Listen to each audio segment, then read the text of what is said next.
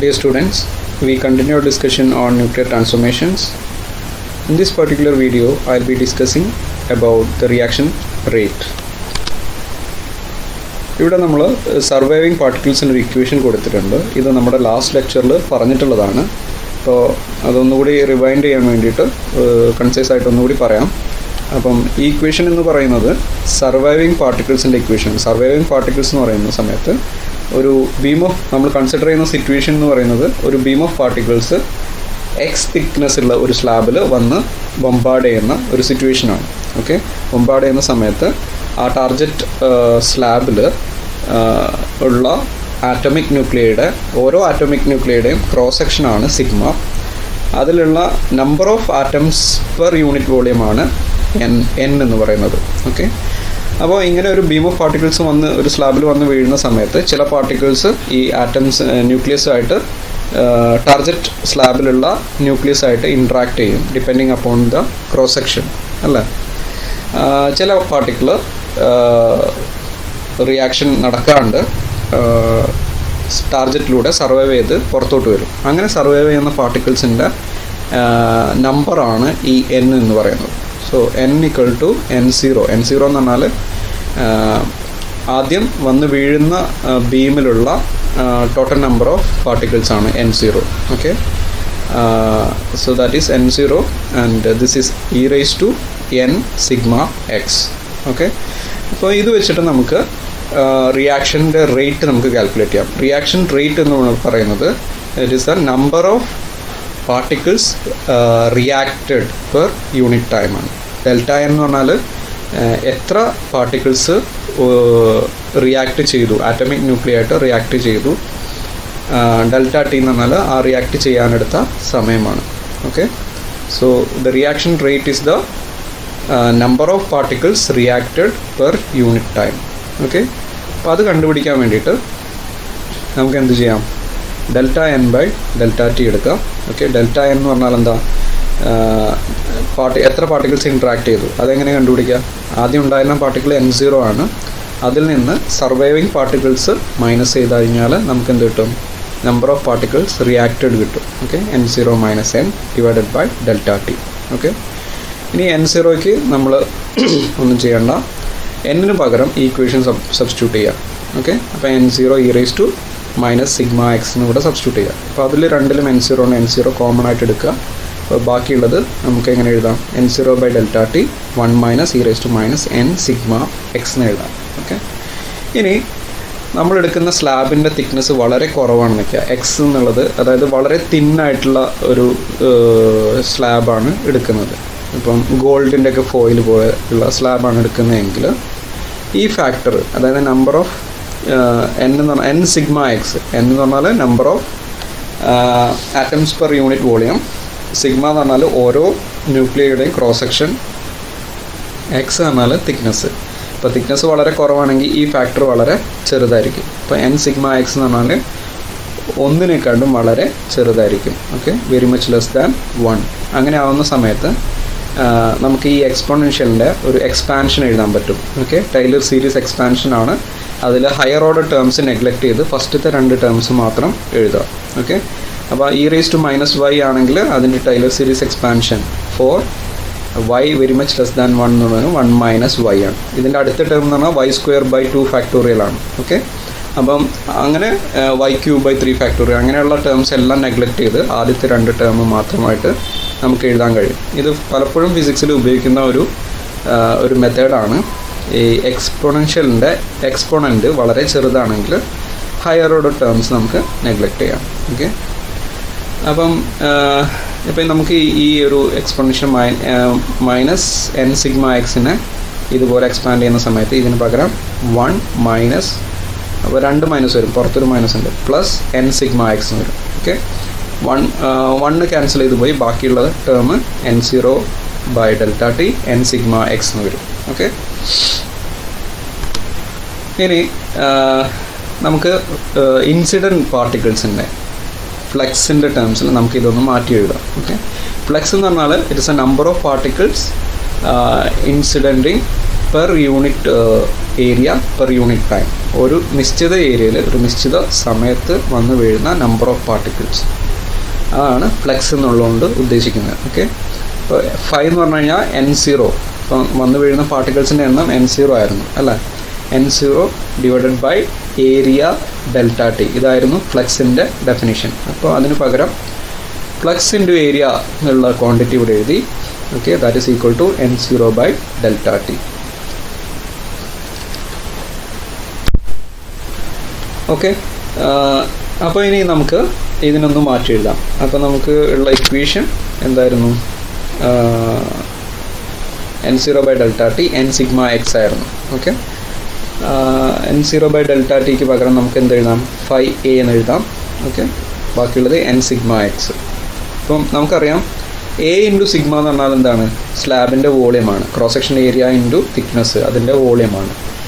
ആ volume into N എന്ന് പറഞ്ഞാൽ number of atoms per unit വോളിയമാണ്. അപ്പോൾ വോളിയം ക്യാൻസൽ ചെയ്ത് കഴിഞ്ഞാൽ ബാക്കി എന്ത് കിട്ടും? Total number of atoms.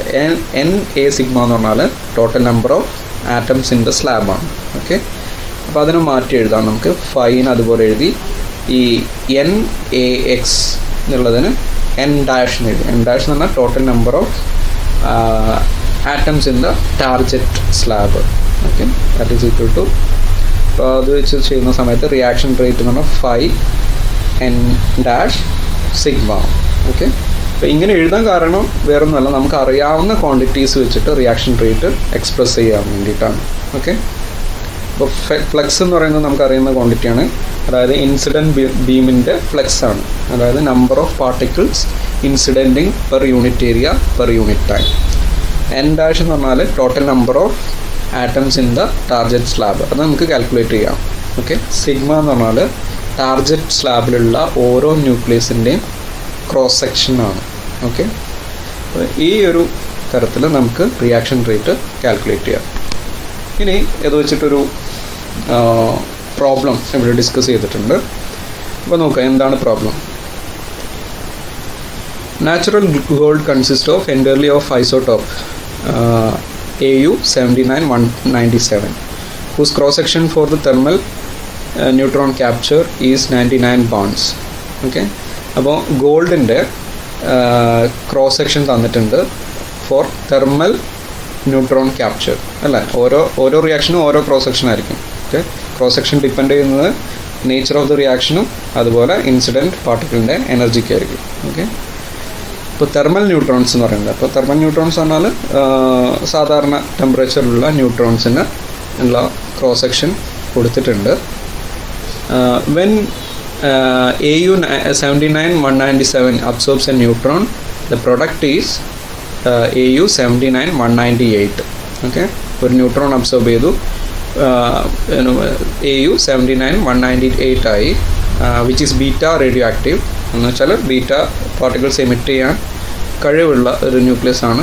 Okay, with a half life of 2.69 days. Okay, അതിൻ്റെ ഹാഫ് ലൈഫ് തന്നിട്ടുണ്ട്. How long should a 10 milligram gold foil exposed to a flux of 2 into 10 raised to 16 neutrons per meter square in order for the sample to have an activity of 200 microcurie? അതായത് 200 ഒരു gold foil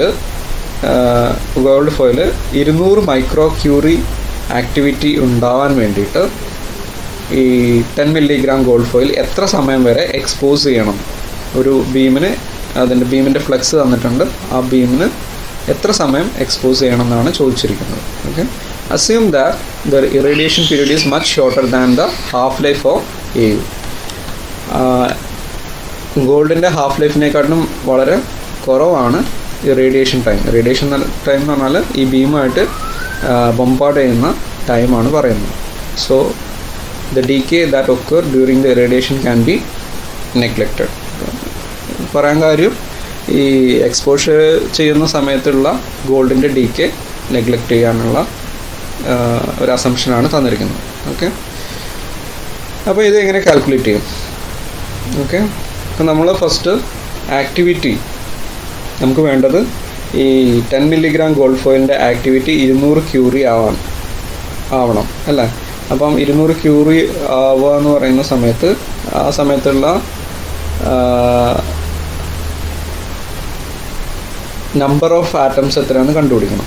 okay, അപ്പോൾ അതിന് വേണ്ടിയിട്ട് first നമ്മൾ ഈ ഗോൾഡിൻ്റെ half life വെച്ചിട്ട് decay constant കാണാം. ഓക്കെ, അപ്പോൾ നമുക്കറിയാം എന്താണ് ലാംഡ ഈക്വൽ ടു 0.693/T½ ആണ് ഡീകേ കോൺസ്റ്റൻറ്റ് കാണാനുള്ള ഇക്വേഷൻ അല്ലേ. 0.693/T½ T½ എത്രയാണ്? 2.69 ഡേയ്സ് ആണ് തന്നിരിക്കുന്നത്. ഡേയ്സിനെ സെക്കൻഡ്സിലേക്ക് മാറ്റണം. ഓക്കെ, അപ്പോൾ അതാണ് ആ കൺവേർഷനാണ് ഇവിടെ തന്നിരിക്കുന്നത്. ഡേയ്സിനെ എങ്ങനെ സെക്കൻഡ്സിലേക്ക് മാറ്റാം? ഒരു ഡേ എന്ന് പറഞ്ഞാൽ 24 അവേഴ്സാണ്. അപ്പോൾ 24 ഇൻറ്റു 24 അവർ ഉണ്ട്. അപ്പോൾ ഓരോ അവർ എന്ന് പറഞ്ഞു കഴിഞ്ഞാൽ എത്രയാണ്? 60 മിനിറ്റ്സ് ആണ്. അപ്പോൾ 24 ഇൻറ്റു 60 ഇൻറ്റു 1 മിനിറ്റ് എന്ന് പറഞ്ഞാൽ 60 സെക്കൻഡ്സ് ആണ്. ഇൻറ്റു 60 ചെയ്യുക. 24 ഇൻറ്റു 60 ഇൻറ്റു 60 ചെയ്യുക. അതാണ് ഇവിടെ ചെയ്തിരിക്കുന്നത്. ഓക്കെ, അപ്പോൾ അത് വെച്ചിട്ട് ഡീകേ കോൺസ്റ്റൻറ്റ് കണ്ടു. ഡീകേ കോൺസ്റ്റൻറ്റ് വെച്ചിട്ട് നമുക്കറിയാം ആക്ടിവിറ്റി എന്ന് പറഞ്ഞാൽ R = n ലാംഡ ആയിരുന്നു. ലാംഡ n എന്നുള്ളൊരു ഇക്വേഷൻ ഉണ്ട് അല്ലേ. അപ്പോൾ അത് വെച്ചിട്ട് നമുക്ക് 200 ക്യൂറിയാണ് ആവശ്യം ആക്ടിവിറ്റി. അപ്പോൾ അങ്ങനെ ആണെങ്കിൽ അതിൻ്റെ എത്ര ആറ്റംസ് ഡീകേ ചെയ്തിട്ടുണ്ടാവണം എന്നാണ് ഇവിടെ കണ്ടുപിടിക്കുന്നത്. ഓക്കെ, അപ്പോൾ ഡെൽറ്റ എന്ന് പറയുന്നത് R/λ അല്ലേ. 200 ക്യൂറിയാണിത്. ക്യൂറിനെ നമുക്ക് മാറ്റി സെക്കൻഡ് ഇൻവേഴ്സ് പെർ ക്യൂറി എന്നുള്ള ഇതിലേക്ക് മാറ്റി സെക്കൻഡ് ഇൻവേഴ്സിലേക്ക് മാറ്റണം. ഡിവൈഡഡ് ബൈ, അപ്പം ഇവിടെ നമുക്ക് delta n equal to R/λ. R എന്ന് പറഞ്ഞാൽ 200 ക്യൂറിയാണ്. അതിനെ ഈ ഒരു സെക്കൻഡ് ഇൻവേഴ്സിൻ്റെ ഫോമിലേക്ക് മാറ്റി.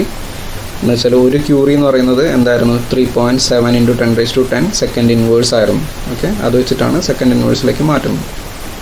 ഇനി ഡിവൈഡഡ് ബൈ ലാംഡ നമ്മളിവിടെ കണ്ടുപിടിച്ചിട്ടുണ്ട് 2.98 × 10⁻6 ഇൻ സെക്കൻഡ് ഇൻവേഴ്സ്. അപ്പോൾ ഇത് വെച്ചിട്ട് നമ്മൾ number of atoms that should be reacted കണ്ടുപിടിച്ചു. ഓക്കെ, ദാറ്റ് ഈസ് 2.48 × 10⁻12 ആറ്റംസ് ആണ്. ഓക്കെ, ഇത്രയും ആറ്റംസ് റിയാക്ട് ചെയ്തിട്ടുണ്ടാവണം. എന്തിനാണ്? 200 മൈക്രോ ക്യൂറി ആക്ടിവിറ്റി ഉണ്ടാവാനായിട്ട്. ഓക്കെ, അതിന് നമ്മൾ എടുക്കുന്നത് 10 മില്ലിഗ്രാം ഗോൾഡ് ഫോയിലാണ്. അപ്പോൾ അതിൽ എത്ര ആറ്റംസ് ഉണ്ട് എന്ന് കണ്ടുപിടിക്കണം അല്ലേ. നമുക്ക് അറിയാം റിയാക്ഷൻ റേറ്റിൻ്റെ കാൽക്കുലേഷനിൽ number of atoms, total number of atoms in the target nucleus ഒരു n' വരുന്നുണ്ട് അല്ലേ. അപ്പോൾ അത് n' എത്രയാണെന്ന് കണ്ടുപിടിക്കണം. അതെങ്ങനെ കണ്ടുപിടിക്കും?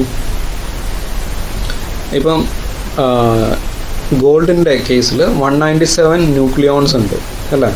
അപ്പോൾ ഇതിൻ്റെ ഒരു ഗോൾഡ് ആറ്റത്തിൻ്റെ ഒരു ന്യൂക്ലിയസിൻ്റെ വെയിറ്റ് എന്ന് പറയുന്നത്, അതായത് ഒരു ഗോൾഡ് ന്യൂക്ലിയസിൻ്റെ വെയിറ്റ് എന്ന് പറഞ്ഞാൽ 197 U ആണ്. ആറ്റോമിക് മാസ് യൂണിറ്റ് ആണ്. കാര്യം ഓരോ ന്യൂക്ലിയോണിനും അപ്രോക്സിമേറ്റ്ലി 1 U മാസ് ഉണ്ട്.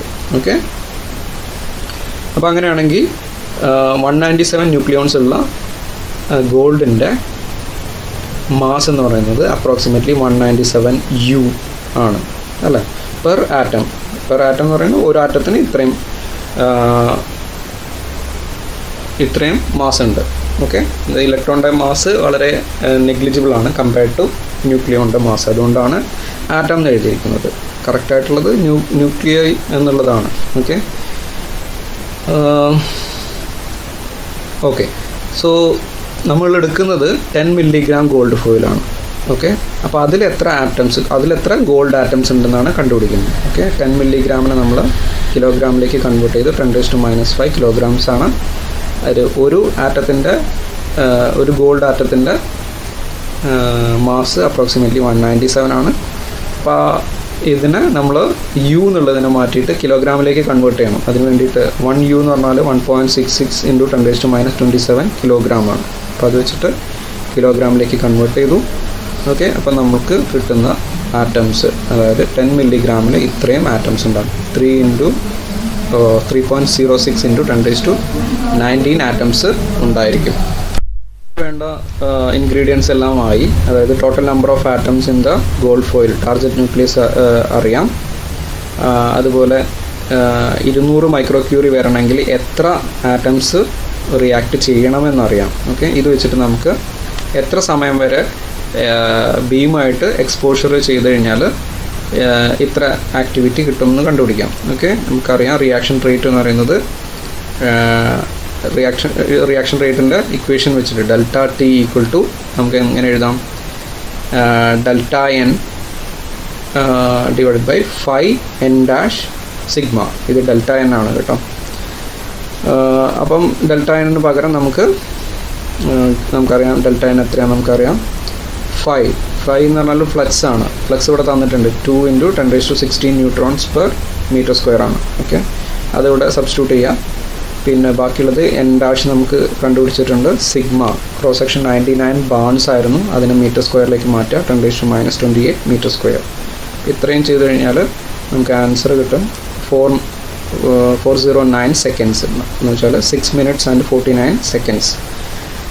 ഓക്കെ, അപ്പം ഇത്രയും മിനിറ്റ് ഈ ബീമുമായിട്ട് ടാർഗറ്റ് ന്യൂക്ലിയസ് എക്സ്പോഷർ ചെയ്ത് കഴിഞ്ഞാൽ ഇത്രയും ന്യൂക്ലിയസ് റിയാക്ട് ചെയ്തു പോകും. ബാക്കി അതിൻ്റെ ആക്ടിവിറ്റി എന്ന് പറയുന്നത് 200 മൈക്രോ ക്യൂറി ആയിട്ട് മാറും. ഇനി ശ്രദ്ധിച്ചാൽ അറിയാം, ഈ കിട്ടിയിരിക്കുന്ന ടൈം എന്ന് പറയുന്നത് ഇതിൻ്റെ ഹാഫ് ലൈഫായിട്ട് കമ്പയർ ചെയ്യുന്ന സമയത്ത് വളരെ കുറവാണ്. ഹാഫ് ലൈഫ് എത്രയാണ്, 2.69 days ആണ്. ഇതാകെ 6 മിനിറ്റ് മാത്രമേ ഉള്ളൂ. ഓക്കെ, അതുകൊണ്ടാണ് പറയുന്നത് ഈ എക്സ്പോഷർ ചെയ്യുന്ന സമയത്തുള്ള ഡീക്കെ ഉണ്ടാവും, പക്ഷെ അത് വളരെ കുറവായിരിക്കും, അത് നമുക്ക് നെഗ്ലക്റ്റ് ചെയ്യാമെന്ന്.